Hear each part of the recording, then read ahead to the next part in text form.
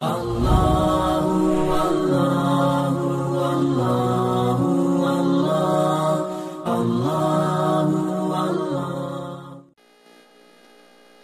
علیکم ورحمۃ اللہ وبرکاتہ۔ الحمد للہ وکفا وسلام علی عبادہ الذین اصطفیٰ، اما بعد فاعوذ باللہ من الشیطان الرجیم، بسم اللہ الرحمن الرحیم۔ وعباد الرحمن الذین یمشون علی الارض ہونا، صدق اللہ العظیم۔ محترم سامعین، رحمان کے خاص بندے سلسلہ نمبر 1 کا پہلا عنوان ہے تواضع و انکساری۔ تواضع اور نرم روی اللہ کے خاص بندوں کی صفات میں سب سے اہم صفت تواضع و انکساری ہے، یعنی آدمی خود اپنی بڑائی کا متمنی نہ رہے اور دل سے اپنے آپ کو کمتر سمجھتا رہے، اور اپنی چال ڈھال، رہن سہن اور برتاؤ سے ہر وقت عاجزی کا مظاہرہ کرتا رہے۔ ایسا شخص اللہ تعالیٰ کا پیارا بندہ بن جاتا ہے۔ اسی لیے ایسے بندوں کی صفات بیان کرتے ہوئے سب سے پہلے اللہ تعالیٰ نے یہ ارشاد فرمایا، وعباد الرحمن الذین یمشون علی الارض ہونا، سورہ الفرقان۔ اور رحمان کے خاص بندے وہ ہیں جو زمین پر دبے پاؤں چلتے ہیں۔ واضح ہو کہ تواضع کا تعلق اصل میں دل کی کیفیت اور جذبات سے ہے، لیکن اس کے اثرات آدمی کے ظاہری برتاؤ سے نمایاں ہوتے ہیں۔ پس اتراہٹ والی چال آدمی کے متکبر اور مغرور ہونے کا پتہ دیتی ہے، جبکہ مسکنت اور عاجزی والا انداز اس کی دلی مسکنت اور تواضع پر دلیل بنتا ہے۔ اسی لیے سورہ لقمان میں حضرت لقمان حکیم کی اپنے بیٹے کو نصیحتوں سے ضمن میں ایک جملہ یہ بھی آیا ہے کہ وَقْصِدْ فِي مَشْيِكَ، سورہ لقمان، یعنی اے بیٹے اپنی چال درمیانی رکھا کرو۔ اس کی تفسیر فرماتے ہوئے حضرت مجاہد رحمۃ اللہ علیہ فرماتے ہیں کہ اس سے مراد متواضعانہ چال ڈھال ہے۔ روح المعانی جلد نمبر 21 صفحہ نمبر 138۔ اسی طرح مذکورہ آیت میں دبے پاؤں چلنے سے مراد بھی تواضع و انکساری کا اظہار ہے۔ پس جو شخص بھی متواضع ہوگا وہ کبھی بھی لوگوں کے سامنے اکڑ کر نہیں چلے گا، بلکہ اس کو دیکھ کر لوگ اندازہ لگا لیں گے کہ یہ آدمی نرم خو اور متواضع ہے، اور ایسی ادا اللہ تعالیٰ کو پسند ہے۔ حضرت عیاض بن حمار رضی اللہ عنہ سے مروی ہے کہ نبی اکرم صلی اللہ علیہ وسلم نے ارشاد فرمایا، ان اللہ اوحى الی ان تواضعوا حتى لا يفخر احد على احد ولا يبغي احد على احد، صحیح مسلم۔ اللہ تعالیٰ نے مجھ پر وحی بھیجی ہے کہ عاجزی اختیار کرو، تاکہ کوئی شخص دوسرے کے مقابلے میں نہ تو فخر کرے اور نہ ظلم کرے۔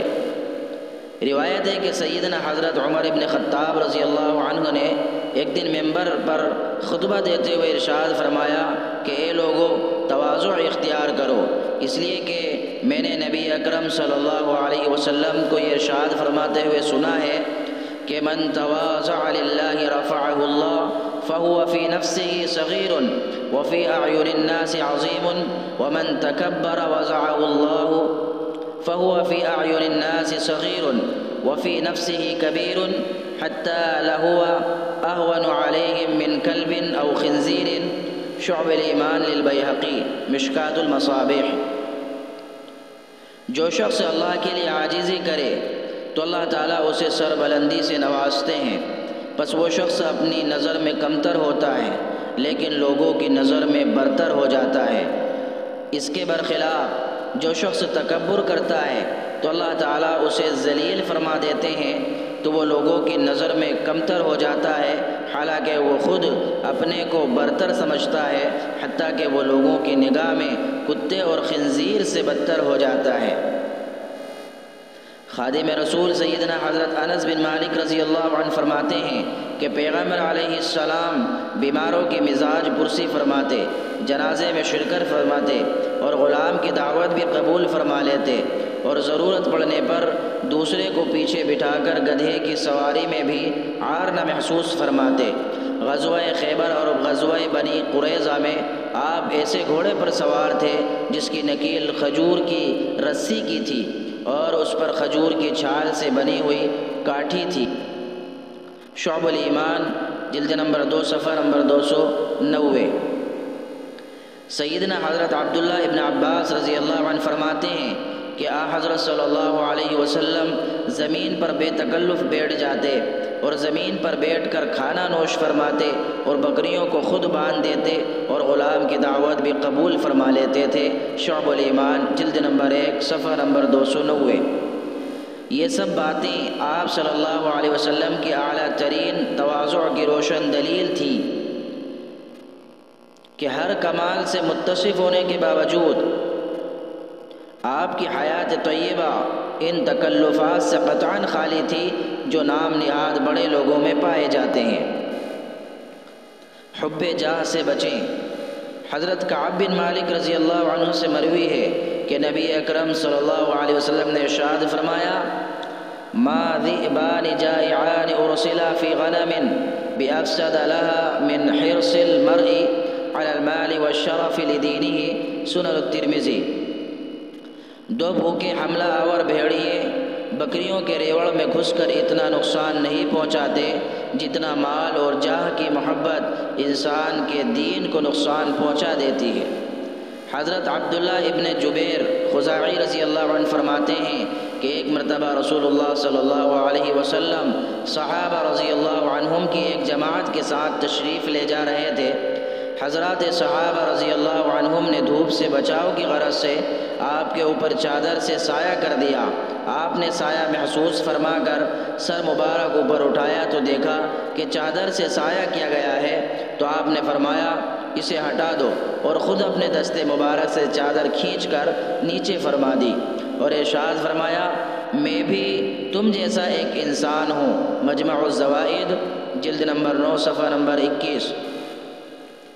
بلا شبہ یہی وہ سادگی اور بے تکلفی اور مسکنت کا اظہار تھا جن کی بنا پر نبی اکرم صلی اللہ علیہ وسلم محبوب خلائق قرار پائے تھے، اور اسی جیسے کردار و اخلاق کو اپنا کر امت کو بھی عزت اور سربلندی نصیب ہو سکتی ہے۔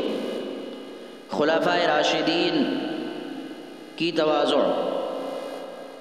خلیفہ اول سیدنا حضرت صدیق اکبر رضی اللہ عنہ خلیفہ بننے سے پہلے تک محلے والوں کی بکریوں کا دودھ دوہا کرتے تھے۔ جب آپ خلیفہ بن گئے تو محلے کی ایک بچی نے کہا کہ اب ابو بکر ہمارے جانوروں کا دودھ کہاں نکالیں گے؟ حضرت ابو بکر رضی اللہ عنہ کو جب یہ معلوم ہوا تو آپ نے فرمایا: کیوں نہیں، میں اب بھی تمہارے لیے دودھ دوہا کروں گا، اور مجھے امید ہے کہ میری نئی مصروفیت میرے کسی سابقہ اخلاق میں کوئی تبدیلی نہ کرے گی۔ چنانچہ آپ خلیفہ وقت ہونے کے باوجود محلے والوں کے لیے دودھ دوہا کرتے تھے۔ العلم والعلماء صفحہ نمبر 146۔ امیر المؤمنین سیدنا حضرت فاروق اعظم رضی اللہ عنہ کے بارے میں حضرت قتادہ رضی اللہ عنہ بیان کرتے ہیں کہ آپ امیر المؤمنین ہونے کے باوجود اون کا جبہ استعمال کرتے تھے جس میں چمڑے کے پیوند لگے ہوتے تھے، اور اپنے کندھے پر کوڑا رکھے خود بازار میں گھومتے اور لوگوں کی غلطیوں پر سرزنش کرتے، اور اگر کہیں کھجور کی گٹھلیاں یا سوت وغیرہ پڑا ہوا ملتا تو اسے اٹھا لیتے اور کسی گھر میں ڈال دیتے تاکہ وہ گھر والے اس سے فائدہ اٹھائیں۔ ایک مرتبہ لوگوں نے آپ کو دیکھا کہ اپنے کندھے پر مشک اٹھائے ہوئے جا رہے ہیں۔ لوگوں کے تعجب پر آپ نے فرمایا کہ میں نے اپنے نفس کو ذلیل کرنے کے لیے ایسا کیا کیونکہ مجھے عجب کا شبہ ہو گیا تھا۔ العلم والعلماء صفحہ نمبر 163۔ طارق بن شہاب کہتے ہیں کہ خلیفۃ المسلمین سیدنا حضرت عمر بن خطاب رضی اللہ عنہ جب ملک شام تشریف لے گئے تو راستے میں ایک نہر عبور کرنے کی ضرورت پیش آئی، تو حضرت عمر رضی اللہ عنہ بے تکلف اپنی سواری سے اتر گئے اور موزے اتار کر ہاتھ میں لے لیے اور اپنے اونٹ کی نکیل پکڑ کر نہر سے پار ہو گئے۔ یہ منظر دیکھ کر حضرت ابو عبیدہ رضی اللہ عنہ نے فرمایا کہ امیر المؤمنین، آج تو آپ نے بڑا حیرت ناک عمل کیا، یعنی یہاں کے باشندے تو یہ تصور ہی نہیں کر سکتے کہ ملک کا بادشاہ اس طرح نہر کو پار کرے۔ تو حضرت عمر رضی اللہ عنہ نے حضرت ابو عبیدہ رضی اللہ عنہ کے سینے پر انگلی چبھوتے ہوئے ارشاد فرمایا کہ ابو عبیدہ، کاش کوئی اور یہ بات کہتا، اصل بات یہ ہے کہ تم لوگوں میں سب سے کمتر اور ذلیل تھے، پھر اللہ تعالیٰ نے تمہیں اپنے دین اسلام کے ذریعے عزت بخشی، پھر اب اسلام کے علاوہ میں اپنی عزت کیوں ڈھونڈ رہے ہو؟ شعب الایمان 6:291۔ حضرت حسن بصری رحمۃ اللہ علیہ فرماتے ہیں کہ میں نے سیدنا حضرت عثمان غنی رضی اللہ عنہ کو خلیفہ وقت ہونے کے باوجود مسجد نبوی میں بے تکلف آرام کرتے ہوئے دیکھا ہے۔ جب آپ وہاں سے اٹھتے تو صحن کی کنکریوں کے نشانات آپ کے بدن پر ہوتے تھے، تو ہم ان کی طرف اشارہ کر کے کہتے، یہ ہیں امیر المؤمنین، یہ ہیں امیر المؤمنین۔ العلم والعلماء 174۔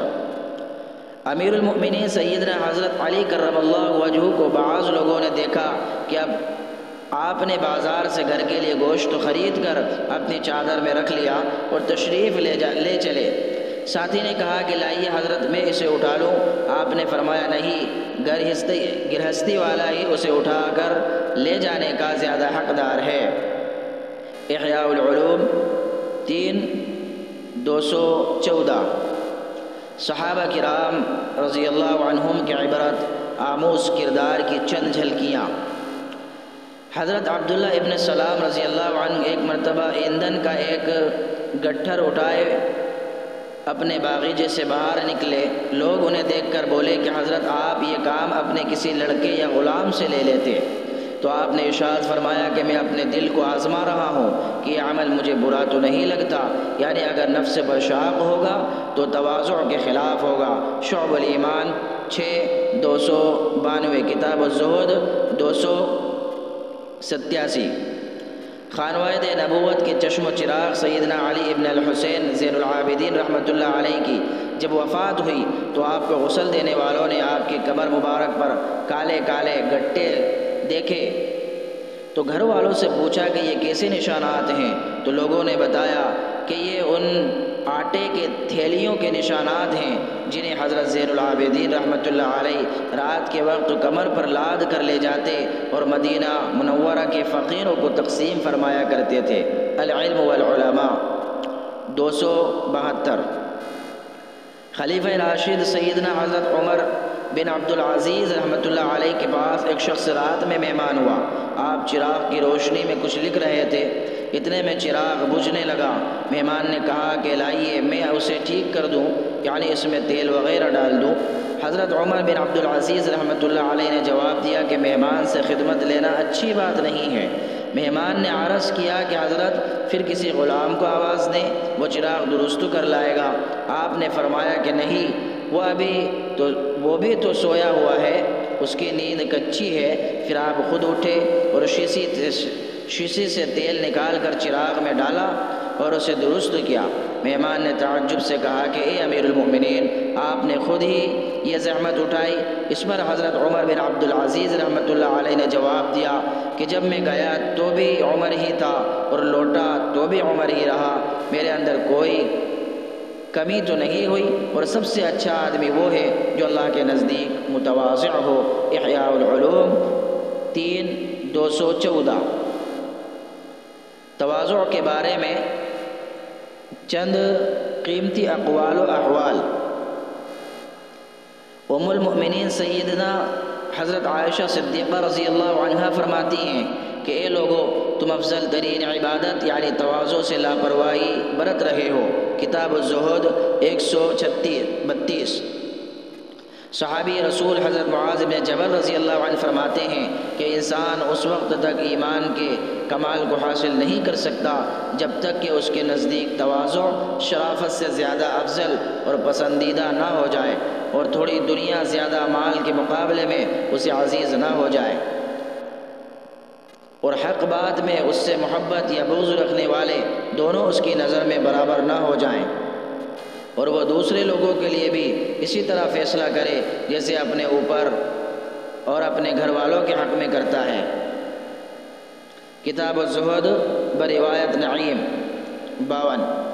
حضرت امام شافعی رحمۃ اللہ علیہ فرمایا کرتے تھے کہ تواضع لوگوں کے دلوں میں محبت کی تخم ریزی کرتی ہے اور قناعت سچی راحت عطا کرنے کا ذریعہ ہے۔ العلم والعلماء۔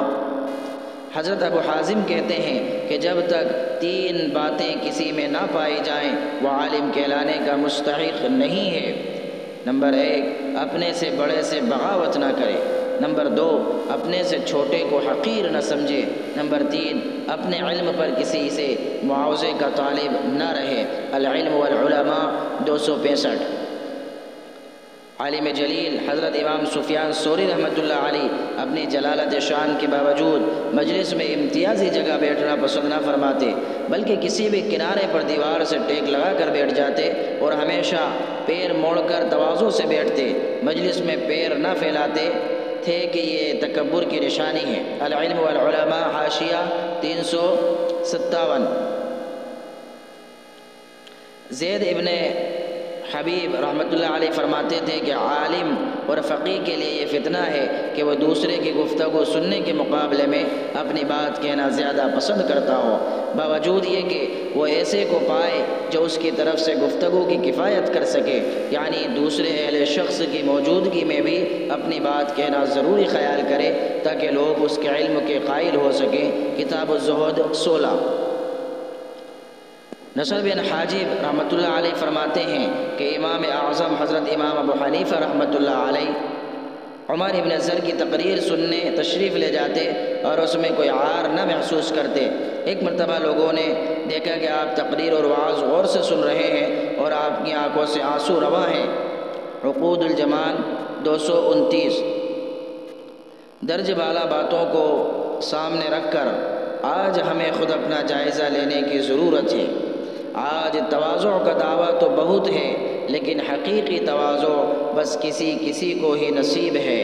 ہر طرف تنافس تعالی اور دوسرے پر برتری کی ایک ہوڑ لگی ہوئی ہے جس نے زندگی کا مزہ کرکرا کر کے رکھ دیا ہے اور ایمانی صفات کی حلاوت و چاشنی سے دل محروم ہو چکے ہیں۔ ظاہر داری میں تو سب کچھ ہے لیکن دلوں کا کھوکھلا پن اس قدر ہے کہ چھپائے نہیں چھپ رہا ہے۔ ایسے ماحول میں ہماری ذمہ داری ہے کہ ہم سنجیدگی سے صورتحال پر غور کریں اور اپنے حالات کو درست کرنے کی فکر کریں۔ بے شک سچی طلب ہوگی تو اللہ تعالیٰ کی طرف سے توفیق بھی ضرور ملے گی۔ اللہ تعالیٰ اپنے خاص فضل و کرم سے ہمیں سبھی ایمانی صفات اپنانے کی توفیق عطا فرمائیں، آمین۔ وآخر دعوانا ان الحمد للہ رب العالمین۔ السلام علیکم ورحمۃ اللہ وبرکاتہ۔